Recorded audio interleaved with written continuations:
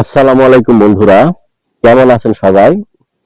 দেশ ও দেশের বাইরের যারা আমার এই ভিডিওটি দেখছেন তাদেরকে অসংখ্য ধন্যবাদ জানাচ্ছি এবং খুব মনোযোগ সহকারে আমার কথাগুলো শুনেন। তো কয়েকদিন আগে যে আপনার তিনজন উপদেষ্টা নিয়োগ হলো, একজন হচ্ছে শেখ বশির উদ্দিন, আকিজ গ্রুপের প্রধান, আরেকজন হচ্ছে মোস্তফা সারোয়ার ফারুকী, সে একজন নাট্য নির্মাতা, আরেকজন হচ্ছে আমাদের মাহফুজ আলম। তো মাহফুজ আলমকে নিয়ে সমালোচনাটা কিন্তু খুব একটা নেই, ঠিক আছে, সামান্য সমালোচনা আছে। এই তিনজন উপদেষ্টার মধ্যে সবচেয়ে বেশি সমালোচনার সম্মুখীন যিনি হয়েছেন তিনি হলেন মোস্তফা সারোয়ার ফারুকী। তারপরে হচ্ছে আপনার এই বশির উদ্দিন, আকিজ গ্রুপের বশির, শেখ বশির, তার সম্পর্কেও কিন্তু আপনার কড়া সমালোচনা হচ্ছে। তো আমার কথা হচ্ছে যে এই প্রফেসর ইউনূসের যে সরকার, এই সরকার আসলে কি করতেছে এটা মানে দেশের আপামর জনসাধারণ কিন্তু বুঝতেছে না, ঠিক আছে।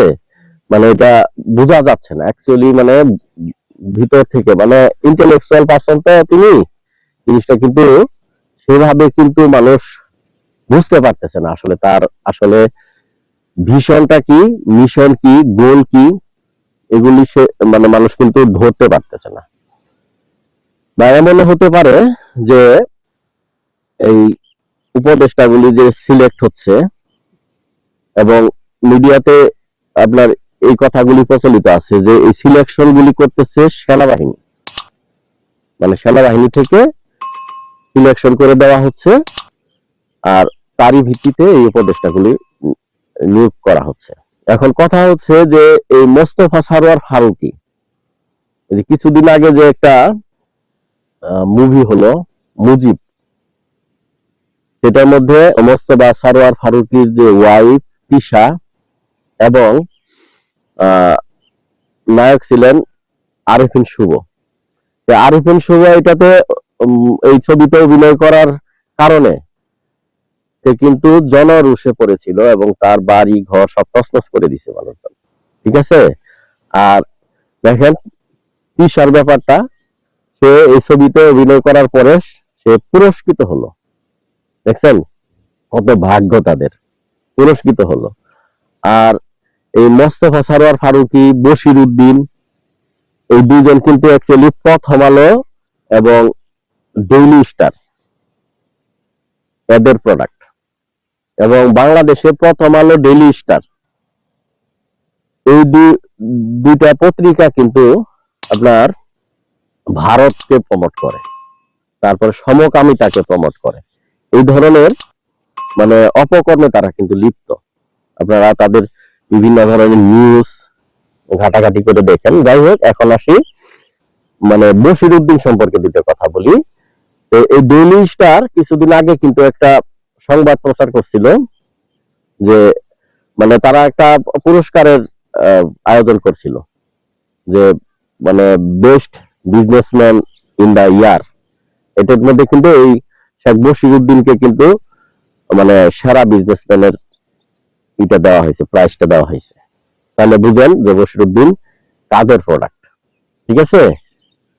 আর এই ফারুকী যে ইয়েতে আসলো, উপদেষ্টা মন্ডলীতে আসলো, সে দেখবেন যে কয়েকদিন আগে আপনার মানে কিছু ছাত্রদের পক্ষে কিছু পোস্ট করছিল।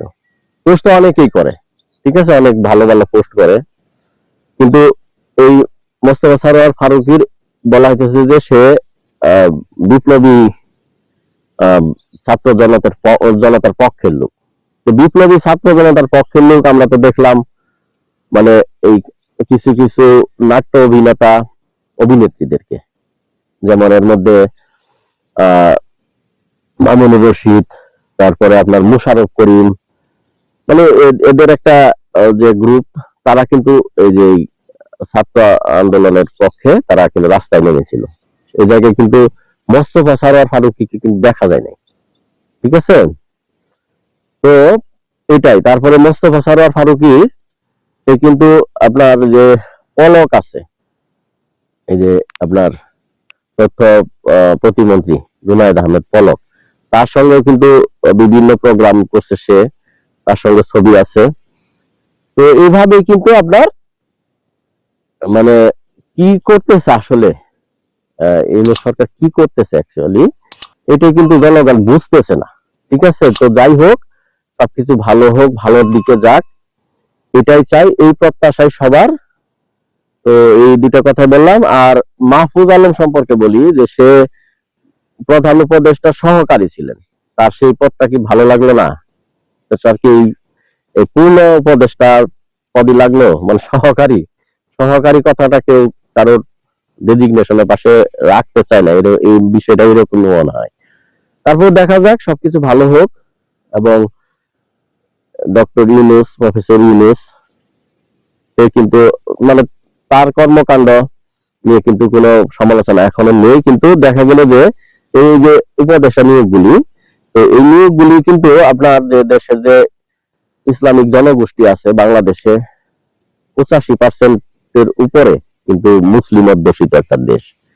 তো এদের মনে আঘাত দিয়ে কিন্তু এরকম একজন নাট্য জগতের একজন লোককে উপদেষ্টা, পূর্ণ উপদেষ্টা বসিয়ে দিতে হবে, এই জিনিসটা কিন্তু ভাবা দরকার সরকারের। তো এই ছিল আমার আজকের ভিডিও। পরবর্তীতে এই ধরনেরই আরো একটি ইনফরমেটিভ ভিডিও নিয়ে আপনার সামনে আমি হাজির হয়ে যাচ্ছি। ততক্ষণ পর্যন্ত আপনারা সবাই ভালো থাকেন, সুস্থ থাকেন, আমার জন্য দোয়া করেন। তো এখানে রাখছি, থ্যাংক ইউ ফর ওয়াচিং, আল্লাহ হাফেজ।